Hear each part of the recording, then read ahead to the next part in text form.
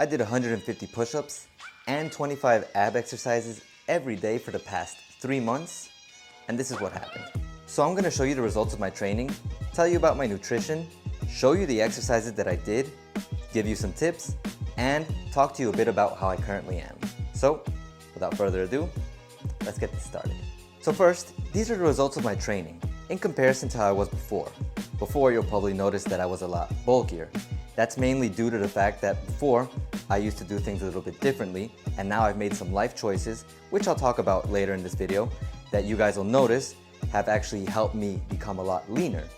Not to mention the fact that all of that, in unison with the exercises that I did, have helped me to become what you guys are seeing now. Next, let's talk about nutrition. And this is where those life choices come into play, especially due to the fact that throughout these years, I've made some changes to the way that I eat. One of the main changes that I made is that I've cut out all sugar. Literally, I don't consume sugar anymore.